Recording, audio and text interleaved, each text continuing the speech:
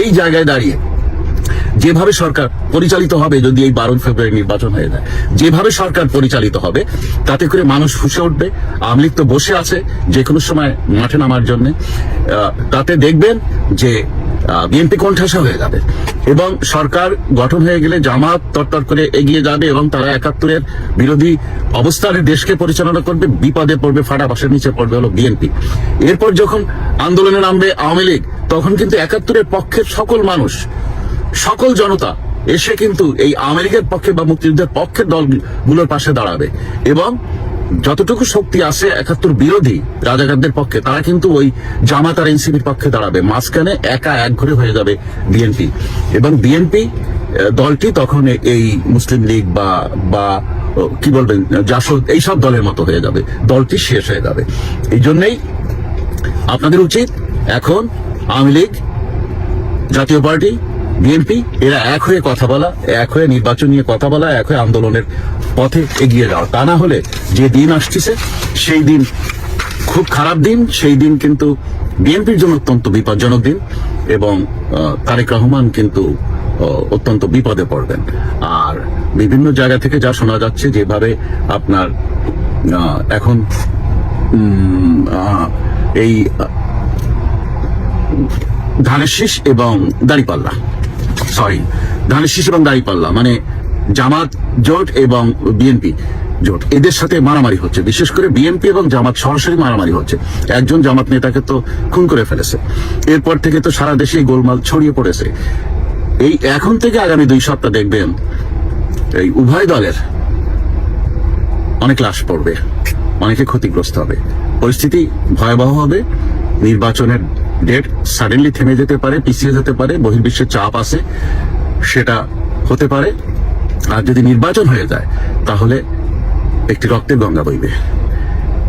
এটা যে কোন দিকে যাচ্ছে কেউ বুঝতে পারছে না, কিন্তু খুব খারাপ সময় আসছে। প্রিয় দেশবাসী, এ দেশটা আমার আপনার সবার।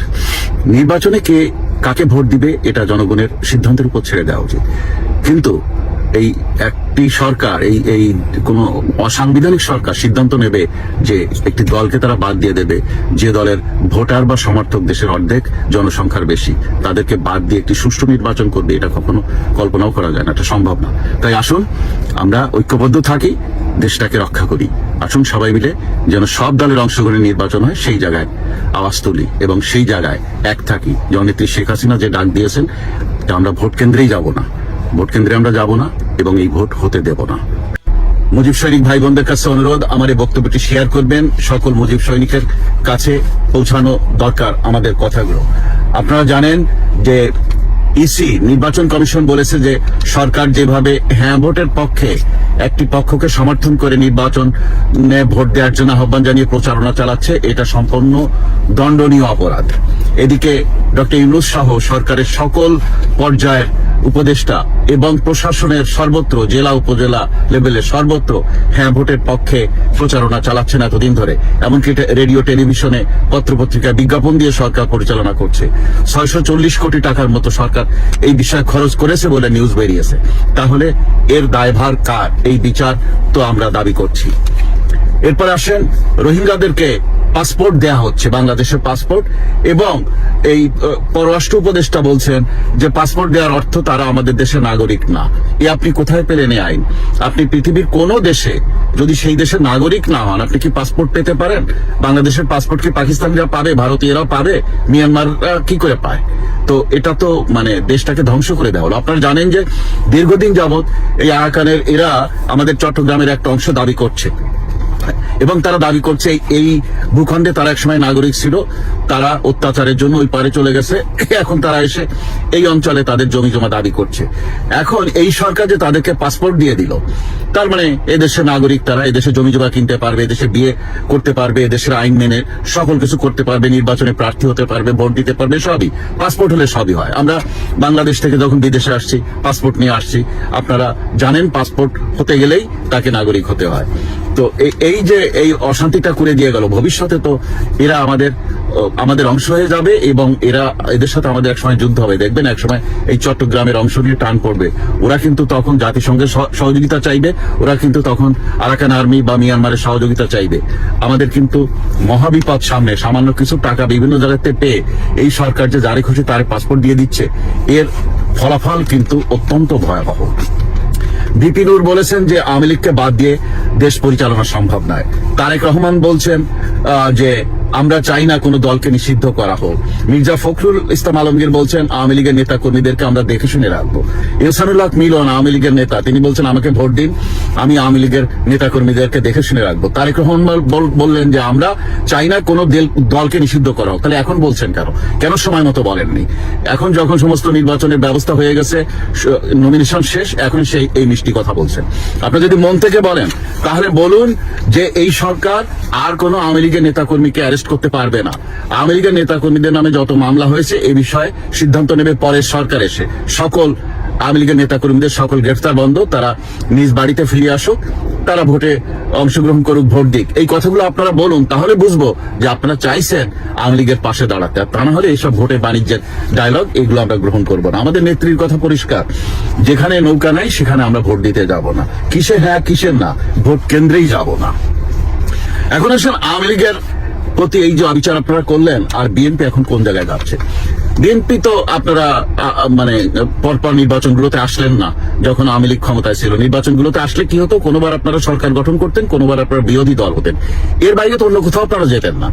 কিন্তু তা না এসে এখন যে জায়গায় আসছে, গত 17 মাস ধরে এই জুলাই আন্দোলনের এই যে যাদের এদের কর্মকাণ্ড তো সম্পূর্ণ ফ্লপ।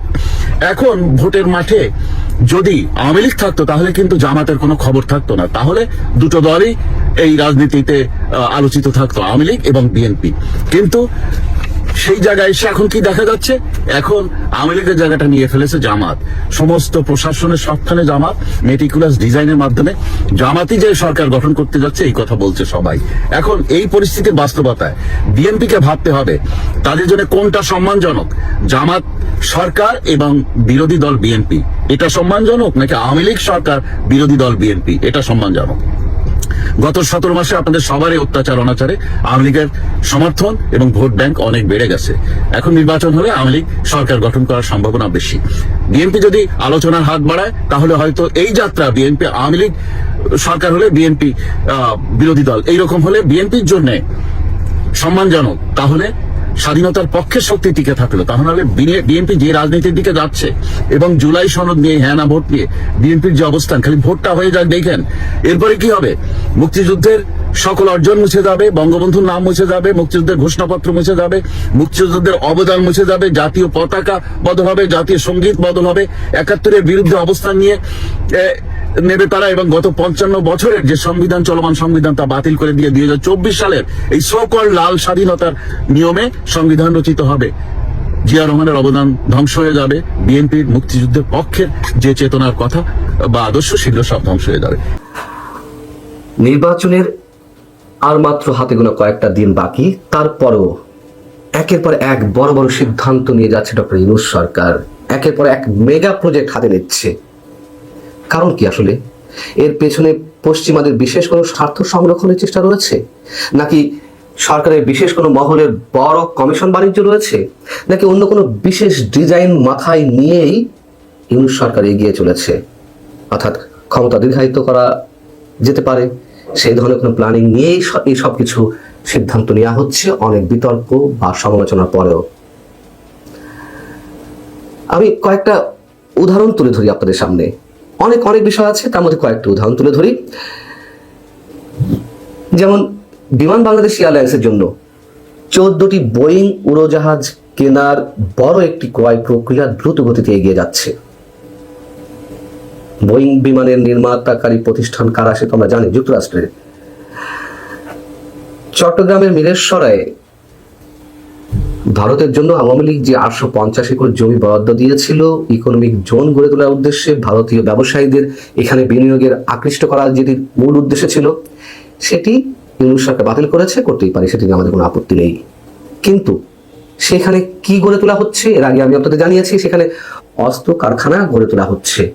যেখানে আমাদের বাংলাদেশ অর্ডিন্যান্স ফ্যাক্টরি, সশস্ত্র বাহিনী নিয়ন্ত্রিত যেই সামরিক অস্ত্র কারখানা, সেটিতেই কাঁচামাল হলে মানে এই অস্ত্র কারখানা নির্মাণের স্থাপনের যে উদ্দেশ্য বিদেশরায়, তার সবকিছুই সেখানে উৎপাদন সম্ভব। কিন্তু সেখানে নাকি দেশি বিদেশি বিনিয়োগ হবে নতুন এই কারখানাতে। কারা করবে বিনিয়োগ? কাদের পরামর্শ হচ্ছে? 118 জন আমলার পদোন্নতি দেওয়া হয়েছে তড়িঘড়ি করে নির্বাচনকে সামনে রেখে। কি কারণে? এবং একই সঙ্গে রাষ্ট্র নিযুক্ত একটি কমিশন সরকারি কর্মচারীদের বেতন বৃদ্ধি 142% পর্যন্ত করার প্রস্তাব করেছিল, যদিও তুমুল সমালোচনার মুখে এটি আপাতত স্থগিত করা হয়েছে। সংযুক্ত আরব আমিরাত ভিত্তিক ডিপি ওয়ার্ল্ডের সঙ্গে চট্টগ্রাম বন্দরের নিউ মুরিং কন্টেইনার টার্মিনালের কার্গো কার্যক্রম পরিচালনার সম্ভাব্য চুক্তির যে বিষয়টি রয়েছে, সেটিও সম্ভবত করে ফেলতে পারে অনেকের ধারণা। গত নভেম্বরে $550 মিলিয়ন লালদিয়া কন্টেইনার টার্মিনাল নির্মাণ ও পরিচালনার জন্য ডেনমার্কের এপিএম টার্মিনালসের সঙ্গে 33 বছরের চুক্তি করেছে। নভেম্বরে সরকার হচ্ছে কয়েক মাসে সেখানে চুক্তি করে 33 বছরের। নিজেদের অবস্থানকে কাজে লাগিয়ে মোটামুটি দীর্ঘমেয়াদী এবং অস্বচ্ছ নীতিতে সিদ্ধান্ত নিচ্ছে সরকার, যেসব যার সমস্ত দায় দায়িত্ব বোঝা গিয়ে পড়বে আগামী নির্বাচিত সরকারের কাঁধে, যদি কিনা নির্বাচন হয়। বাংলাদেশের অন্যতম শীর্ষ অর্থনীতিবিদ ডক্টর দেবপ্রিয় ভট্টাচার্য সমকালকে জানিয়েছেন যে 12ই ফেব্রুয়ারি নির্বাচনের সময় ঘনিয়ে আসার সঙ্গে সঙ্গে এসব চুক্তি করার তৎপরতা কেবল আর্থিক সংযম বা সামষ্টিক অর্থনৈতিক ব্যবস্থাপনার ত্রুটি নয়, বরং মৌলিক নীতিগত লঙ্ঘন।